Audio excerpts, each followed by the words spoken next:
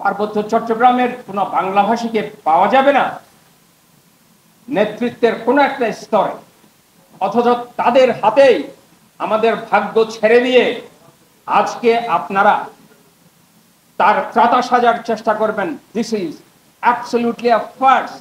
You are doing mockery. পার্বত্য চট্টগ্রামে যারা চাকরি করছেন এবং বিশেষ দায়িত্বে গিয়েছেন, তাদের কাছে কোনো কথা বললেই তোমরা বাঙালি তোমরা চুপ থাকো, আমরা আছি তোমাদের জন্য। সুতরাং তাদের সমস্ত দৃষ্টি আজকে কিছুক্ষণ আগে ব্রিগেডিয়ার জেনারেল জিয়া স্যার কথা বলে গেলেন, উই হ্যাভ ভেরি ক্লোজ। আমরা মিলিটারি একাডেমি থেকে শুরু করে একসাথেই ট্রেনিং করেছি, চাকরি করেছি, হিলফ্রেক্সেও একসাথে ছিলাম। উনি কি বুকে হাত দিয়ে বলতে পারবেন পার্বত্য চট্টগ্রামের কতজন বাঙালিকে উনি পদায়ন করেছেন, কতজনকে চাকরির জন্য সুপারিশ করেছেন, কতটা ছেলেকে ক্যাডেট কলেজে ভর্তি করিয়েছেন, কতটা ছেলেকে মেডিকেল কলেজ ইউনিভার্সিটিতে রিকমেন্ড করেছেন, কতজনকে এই স্পেসিফিকেশনের আওতায় তাদের কতজনকে বৃত্তি দিয়েছেন। ওনার হাতে প্রচুর ক্ষমতা ছিল। আমাকে মাফ করবেন দয়া করে, আমি এখানে জিয়া স্যারকে বলছি না, এটা I'm pointing towards all the commanders at all level. তাদের সমস্ত প্রচেষ্টা ছিল উপজাতিদেরকে শিক্ষিত করা, তাদেরকে ব্যবসায়ী করা, তাদেরকে বিভিন্ন জায়গায় পদায়ন করা, সো দ্যাট তারা অস্ত্র ফেলে দেয়, অস্ত্র ছেড়ে দিয়ে তারা যাতে সবার সাথে মিশে যায়। কি হয়েছে উল্টা? আজকে আমরা জন্ম দিয়েছি অনেক শিক্ষিত ইনসার্জেন্ট। আগে যারা ছিল তারা অন্তত শিক্ষা থেকে কিছু দূরে ছিল।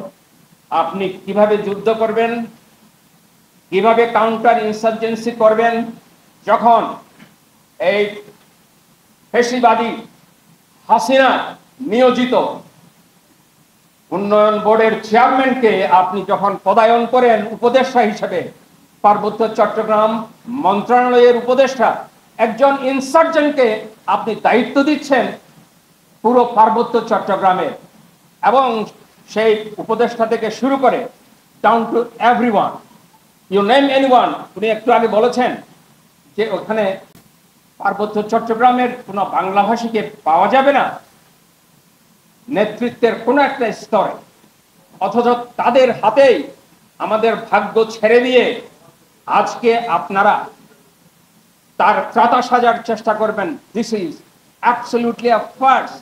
You are doing mockery. যদি কারো মনে হয় পার্বত্য চট্টগ্রাম বাংলাদেশের অংশ, পার্বত্য চট্টগ্রাম সেখানে 1/10 এই জায়গার মধ্যে পুরো বাংলাদেশকে সাপোর্ট করার মতো তার খনিজ সম্পদ, তার কৃষি সম্পদ, তার পরিবেশগত দিক সর্বাধিক বিবেচনায় এনে আপনি যদি চিন্তা করেন এইটা একটা সমৃদ্ধ অঞ্চল। আরেক ভাই বলে গিয়েছেন যে পার্বত্য চট্টগ্রাম, এই পার্বত্য চট্টগ্রাম যেটাকে আমরা ভুলে যেতে বসেছি, সেই পার্বত্য চট্টগ্রাম এটা চট্টগ্রামের অংশ, তাই তার নাম পার্বত্য চট্টগ্রাম। মনে রাখতে হবে, this is part of Chittagong, this is not part of India, neither is part of Burma. বরঞ্চ আমরা বলবো Arakan is also part of Chittagong, you must be knowing it. আমরা ভুলে গিয়েছি, সেই জন্যই আপনারা কক্সেস বাজার যখন যান ওখানে দেখবেন রাখাইনরা আছে। Who all are this Rakhine? আমরা তো প্রশ্ন তুলি না, তারা তো আরাকানেরই লোক। আপনি যে সমস্ত উপজাতি চেহারার লোকজনকে কক্সেস বাজারে দেখেন তারা আরাকানের লোক। আমরা তো তাদের প্রতি কোনো বৈষম্য করি না, কিন্তু এখানকার রোহিঙ্গা সে হয়ে যায় চিটাগংয়ের লোক। আমরা তাদেরকে ঘৃণা করি, তাদেরকে সন্ত্রাসী বলি। অথচ আজকে এমন এক লোককে রোহিঙ্গা সমস্যার সমাধানের দায়িত্ব দেওয়া হয়েছে, mister Khalil. He knows nothing about this Rohingya. Unfortunately for the country, for the nation, সেই লোক তাকে উপদেষ্টার মর্যাদায় এমন এক সমস্যা সমাধানের দায়িত্ব দেওয়া হয়েছে, সেই সমস্যাকে জটিল থেকে জটিলতর করে আমাদের দেশকে এক ক্রান্তিকালে নিয়ে এসছে। কেন আজকে সামরিক বাহিনী এবং সামরিক বাহিনী নয়, সামরিক বাহিনীর কতিপয় অফিসার এবং বর্তমান সরকারকে মুখোমুখি দাঁড় করিয়ে দেওয়া হয়েছে? এটা তারা দাঁড়ায়নি। আপনাদের স্পষ্ট এটা মনে রাখতে হবে, হৃদয়ে আপনার মস্তিষ্কের মধ্যে ঢুকাতে হবে, this is nobody but Awami League, র, মোদি, তারা মিলে এই পরিস্থিতির সৃষ্টি করেছে। এটা যদি আমরা বুঝতে ভুল করি তাহলে মনে করা হবে সামরিক বাহিনী বুঝি সরকারের দেশের বিরুদ্ধে দাঁড়িয়েছে। নো, ইট ইজ নট সামরিক বাহিনী, সামবডি, এবং they are connected with Raw, they are connected with Modi, and we all know. সুতরাং আমি এই সমস্ত বিতর্কে না গিয়ে শুধু এতটুকুই বলবো, আজ সময় এসছে এই বৈষম্য বিরোধী আন্দোলনে যারা শহীদ হয়েছে তাদের সাথে আমরা একাত্মতা ঘোষণা করছি।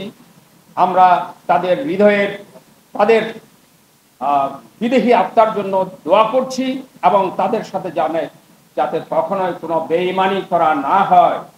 যে কোনো পর্যায়ে হবে আমরা আবার একত্রিত হব, আবার একই কণ্ঠে কণ্ঠ মিলিয়ে আমরা রাজপথে ছিলাম। আমি জানি এখানে সব আমার সহপাঠী সামরিক বাহিনীর যারাই আছে, আমরা সেদিন রাস্তায় ছিলাম, আমরা উচ্চ কণ্ঠে আওয়াজ তুলেছিলাম। আবার প্রয়োজন হলে আবার নামতে হবে, সবাই প্রস্তুত থাকবেন। আল্লাহ হাফেজ। বাংলাদেশ জিন্দাবাদ।